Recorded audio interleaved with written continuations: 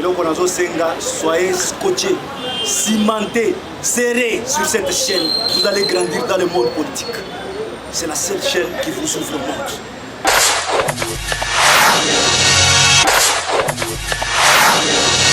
Play. Oui, merci Nabino Nyonso Bolandara Biso à travers le monde. Merci Nabino Bopona, chaîne Nabino GCAM TV. Merci na papa apôtre Gérard Kabé qui nous suit depuis Londres. Merci na Derek Mouela Le Cordon. Merci na Balani Nyonso ya magazine Vérité Plus. Lelo vraiment ndenge boyebika ka magazine Vérité Plus. Eza moko na ba magazine po eza kopesa ba actualité ya ekolo Congo ndenge nini penza eza kotambusama na nzela ya politique. Sans plus tarder ndenge bozomona kaka toza déjà na invité na biso na plateau oyo azali bongo analyste politique nde na ye tokomeka penza kobeta masolo oyo etali bongo ekolo. Bonjour Papa Mao. Bonjour journaliste. Vraiment tosepeli koyamba yo pe bandeko bazolanda yo penza soki okoki kokota na mwa profondeur moke ya présentation po bayeba yo malamu. Ndenge olobi naza analyste politique. Tosala analyse politique juste na limite ya politique. Tokoloba la vérité pour tofongola pe baninga awo libanda bayeba ndenge makamango totambo na kati ya makamako totambo na kati ya mboka. Pe bato ba ya mboka bayimboka bayeba pe makambo ndenge nini il faut ezala to bakisa mwa babakanisi ba idée zalaka. Bon, tout ça pas vérité, parce que bien bolinga pas vérité non. Vérité pays bima pour base à la édifier et base à la surtout recensement. Oui, tout le monde. Ça pensa mon bébé ma casse. Il y a besoin d'élection. Ça pensa qu'est-ce qui se passe vraiment dans ma cambo ya recensement wana. Ba misusu ba lobby les a moyen ya kotika pouvoir ya oeza na place éthique à la libella parce que recensement il faut que soit 10 ans 5 ans 300 3 ans donc il faut que permettre que les élections et ça les mater. Bon ngana ko il faut toyer bakamaka plus tozonga biyoka tozonga biloba za malamu na we itali science wana recensement bayebi yango bien eza bato bayekola démographie la science asika na biso mena koto ezaka la démographie par exemple ozomona sikoya aza bato bayebi makambo ya recensement na identification ya population makasi nga mpe naza expert en ça j'ai fait ça aussi à l'université de Kinshasa j'ai terminé na économie mais na sa branche ya démographie mpe lisusu ozomona sikoya nayebi makambo ya recensement et yango wana tokolobela yango mpenza bien mpo bato bayeba vraiment tolobela parce que balandi déjà bayeba qu'est-ce qui va se passer na recensement ekosa bato te ke ekopousse élection recensement esalamaka mokolo moko na etando nyonso ya RDC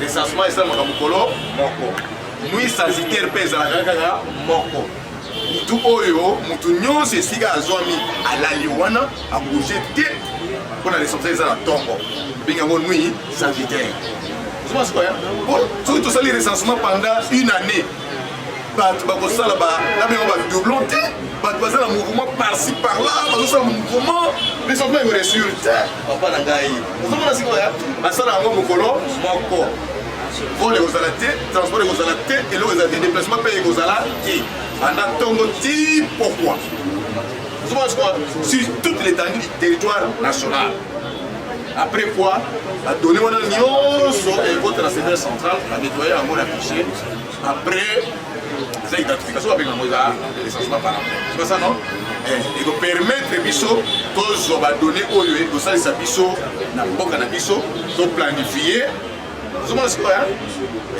toplanifie mpona mboka na biso eza mpe mpona sécurité ya mboka na biso eza mpe na makambo recensement epesa makambo ebele ngongo na yo eza moke institution nalingi natalisa bato mai na oyo etali bato wana bakeno par rapport na recensement mpona recensement akoreposa élection te balongola makanisi wana soki recensement ekozala mokolo moko le 30 juin basala yango mingimingi le 30 juin mais ce qui est le 30 juin 2021, c'est qu'il reste la ressource le 30 juin 10 ans après.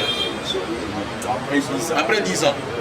ozomona sikoyo donc wana nde bakosala recensement mosusu bato baconfondre te ke kosala une année 2 ans 3 ans non moke ekoleka pendant moins d'une année ekozala recensement te opération ya recensement te mais ekozala installation ya babiro ya ONIP entreprise oyo ekosalisa recensement ozomona sikoyo bango nde bakozwa mwa ta ya implantation wana ndenge baimplantaki seni batia wana Kinshasa bakei na baprovince nyonso te baterritoire te bavillage batie babiro wana baengage bacongolais na biso ozomona sikoyo babengi ngo agent recenseur bango wana nde ekozwa mwa ta mokie non soki mingi 6 mois mais surtout qu'on peut moi mokie lisusu mais vraiment 6 mois parce que sur l'Obama mingi que IDPS azo diembela non azo senga recensement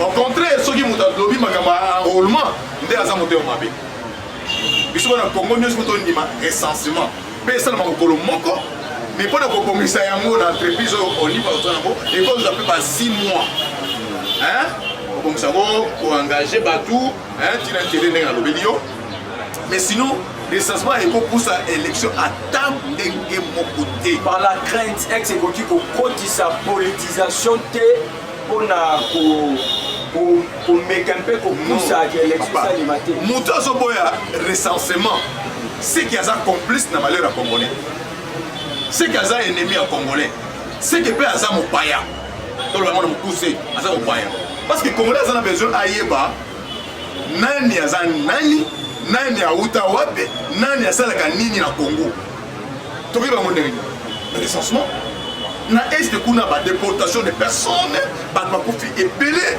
makambo eza baémigré politique baémigré politique bakoti ebele bakomi bacongolais par défaut bazwi bacarte électeur mais congolais il faut ça recensement pour na suka recensement ayeba nani auta wapi nani aza na nani papa na ye nani frère na ye nani mwana avant na wapi asalaka nini très important et en fin de compte bapesi moto bapesi congolais carte d'identité nous avons besoin de carte d'identité congolais nous avons besoin de carte d'identité pour ils ont valeur à moto yango loye oza citoyen congolais pour carte kuna batie identité na yo nyonso na village na yo natal ya papa na yo papa akota yo na village na ye natal na mboka yango référence mais na carte électeur omona kombo ya village natal eza te mpona nini ezalaki baboule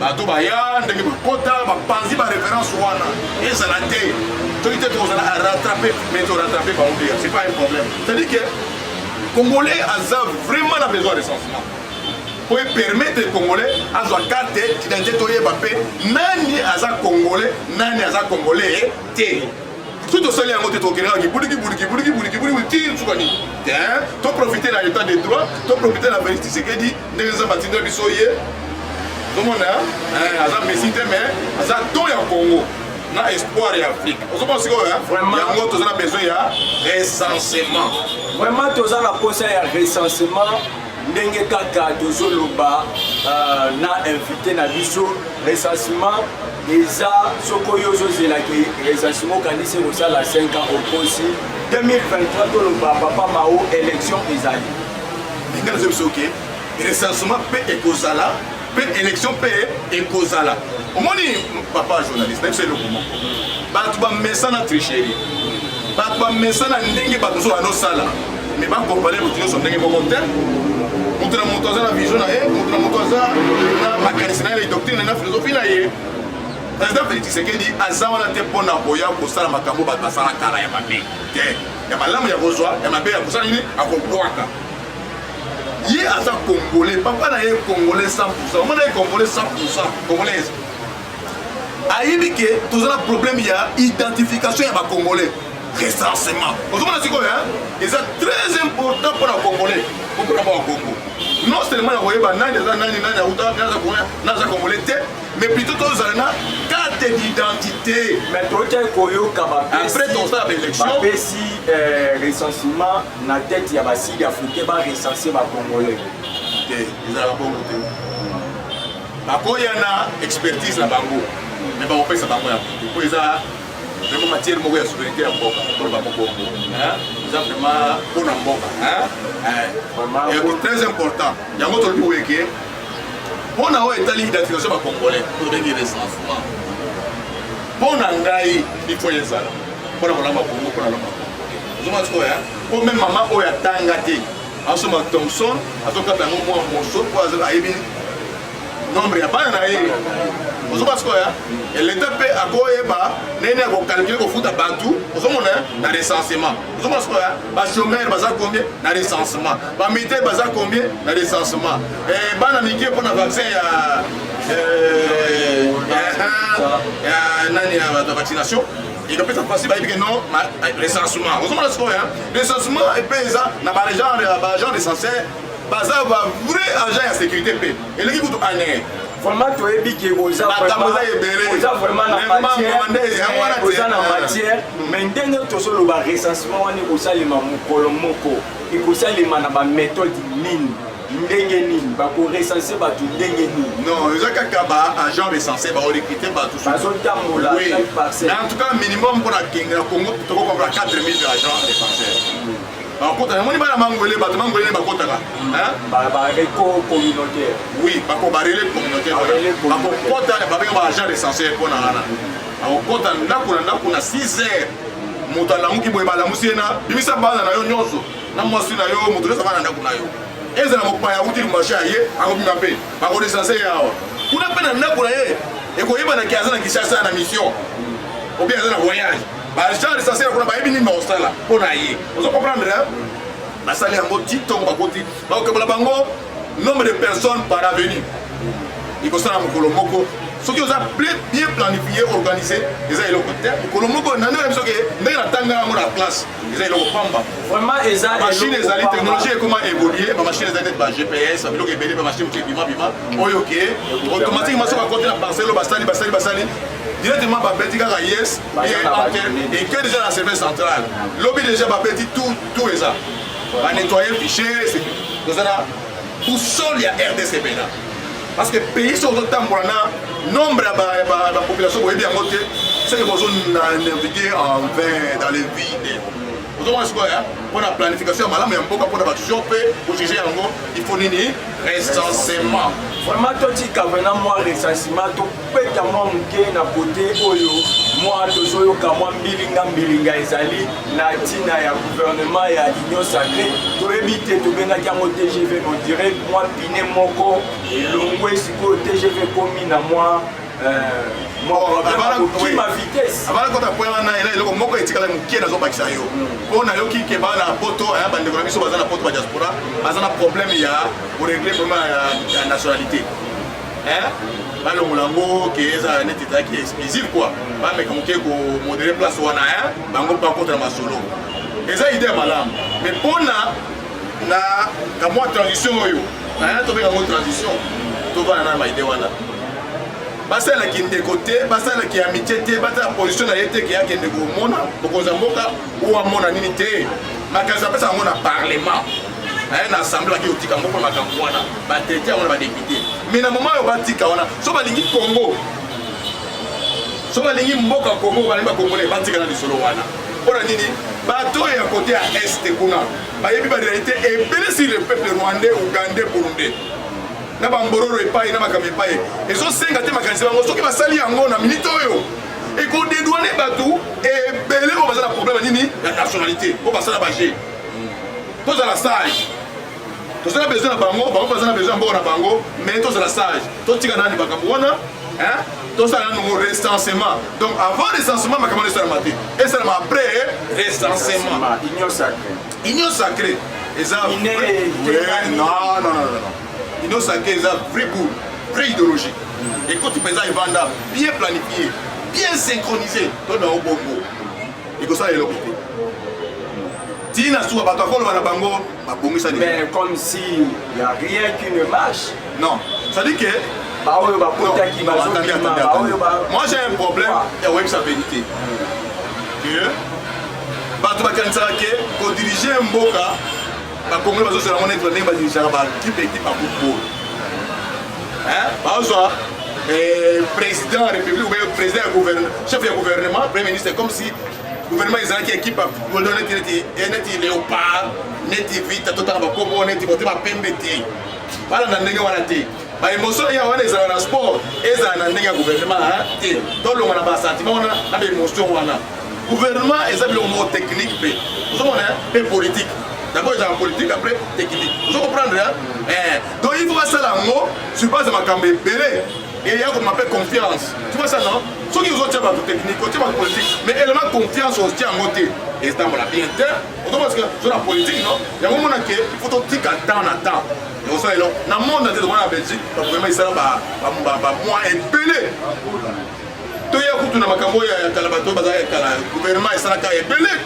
Mais par contre, social déjà, Vandaki, ceux qui peuvent le Congolais, c'est la peine gouvernement et à Samaloukonde avec impatience parce que les déjà Bando Tobuka. L'État peut aller sur Batounion sauter. L'État est en charge. Et puis Batounion, on peut attirer la population, va profiter d'un bateau, l'État doit être en charge. On se met quoi? Ok. Pas à la patience, mais nous sommes à la patience, la population est à la patience pour que tout ça est bien et piment. On se met quoi? Tous les bateaux, va servir un peu, va servir à Congolais. Et ça a été battu à vite fait. Moi, l'État fait ça, pour la découvrir. Dans ce c'est le moment, ok. Mingi, ma baie, il y a un bateau qui n'a vite. Ça va non? Parce que je suis ma baie, na retard. Donc les qui mingi, ma baie est côté. Ceux qui te sont là, on a un peu avant, ma baie est côté. Mais tout ça, c'est juste. Tout ça, retard, tout ça, la course dans mon tout. Mais tout ça, c'est mort, et tout le monde a une union sacrée. Et ça, il y a une union sacrée. Et ça, c'est Bakari, peu importe, il y a une union sacrée. Par contre, là, et puis pour tout ça, il y a chef de l'État. Et donc, ça, c'est ce qu'on dit, Congolais, comme mon a eu beaucoup. Parce que ça, et belle de la télévision, et ça, mais dans la bonne volonté, la volonté politique, on peut avoir ça, tout ça, la kimia. Vous avez kimia, différence des alliés, na oyakala. Vraiment, tous la kimia, différence des alliés, mais tous sont vraiment au la décision oyo Chantini Ngobila vraiment a vu, na côté la côté qui ça. Bana oyo bazo débrouiller côté ka mai côté ka ba obi alobi bakanga bango décision wana pour que lobila ngone. Bon, comment les gars doivent boyepe? Avant la décision, il y a mon nene, il faut réfléchir plusieurs fois. Décision, ils ont été décision pour rien. Attendez, prendre une décision, il y a ma casse pour ne pas exécuter ça. Ou bien pour qu'ils aient exécuté ma vie. On a l'autorité de l'équipe. Tout le monde a un mot. Ma décision sur la salubrité, la décision ma casse, mais sous-caté, décision payée, police me bat. Tout le monde a il faut que ça va paramètre nous faut que ça une grande décision courageuse pour la langue ya mboka. Comment est-ce que mais il faut vraiment réfléchir pour la décision moko et résister à ngote souvent. Parce que les gars on a résister mais ngana zo décision ya boye est-ce que comment on se ganga décision que pour là. Vous comprendre malala moté ko zo aka décision pour la besoin. To réfléchir un peu pour na ko sala ngo. Préalable, qu'est-ce qu'il fallait faire dans la place ya Kangaba no bazote kaba mai ba ji à plastique. Bon, na Congo to zana habitude te ya komona ba scientifique. Na Congo tous to résolver na politique. Ba kamonionso ezalaka te que la politique to za solution te. Ba solution muso za la scientifique, na ba université, na ba to ba sala ba étude makasi. Pour ça la biso étude oyo. Tous les langues pour la solution avec une recommandation. Vous comprenez? Mais Congolais atteint la scientifique, avoir décision politique. Et avoir décision politique, c'est Simbaka. Parce que il faut condamner les souka politique. Vous comprenez ce que la politique est condamnée par vous et les hommes pour que ma devoir on passe à l'avant. On s'en a monté parce que la décision qu'on s'en a besoin là, qui est au côté. Vous comprenez? On a dit que mon appel scientifique. À l'université, c'est la solution au bas de idée. Vous comprenez? Mon sous paye la politique, parce que la politique va chaos et échouer souvent. Vous comprenez ce qu'on va changer? C'est quand on a un cas de scientifique. La politique va échouer dans le mot.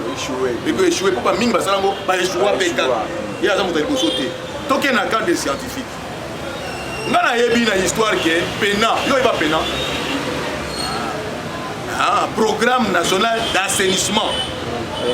pena bandaka lezalaka nango epoka mabutu ezalaka soki na première na te mpe kuna moni bakame bakoma pena ebele pine eza te moteur ebeba mais beba veut bien babiloko batiela bapule wana eza mpe bakosalisa yango mpe akosalisa mais congolais azotala kuna te azocreye ba ONG mpona nini aluka moyen ya kojite mbongo aleta ndenge akobenda yango mpo asala baje wana baconseiller na bango bazosala ba ONG bakopine na bango bakopine bazosala ba ONG bafamille bango bazosala ba ONG mpo mbongo ya leta ezala ya kolia ozomona sikoya baza na bango batechnicien te baza baexpert te mpona makambo wana me baki epesa mbongo baolowe babene ya bato bachacha quelque part po baede bango bamonisa kaka na mokolo moko ke bazosala assainissement or basala yango na modele moko ya bape baza forme mpona yango te me bato baza forme na bango bayebi neti lelo bana pena lelo koma direction moko yango das direction ya assainissement wana ozo comprendre na environnement na ministère ya environnement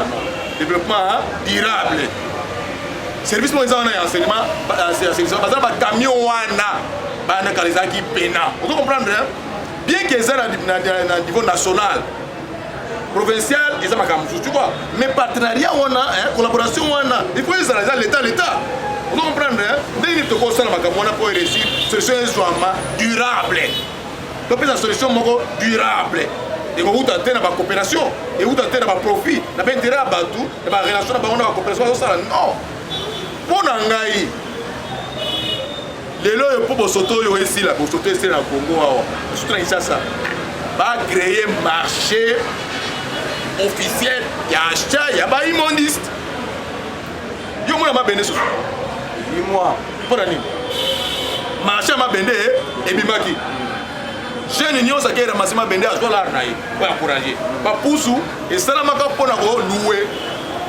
soki basali marché public batiango bacoin ke tosomba baimondise salité ndeko na ngai journaliste simango lelo tokomona te salité na congo na kinshasa excusez-moi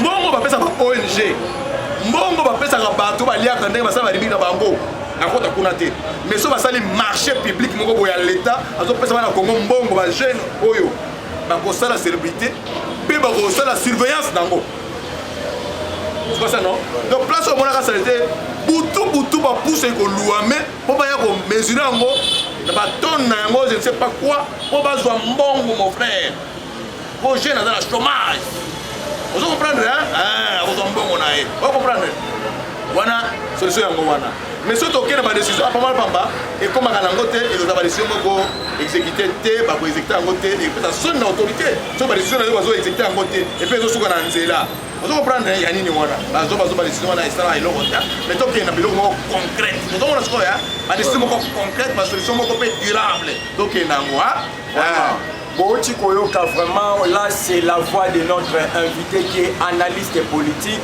de Bengue Nakombo et Papa Mao, qui vient vraiment de nous parler clairement sur ce qui se passe dans notre République démocratique du Congo. Vraiment, on est ensemble avec vous, comme je dis toujours. Restez branchés, connectés sur votre chaîne GCAM TV. Suivez toujours continuellement votre magazine Vérité Plus, qui est toujours présenté au micro de votre journalité de la presse congolaise. Merci à vous et merci à celui qui était derrière la caméra. Dylan, là, je te salue. Au revoir dans notre nouveau numéro prochainement.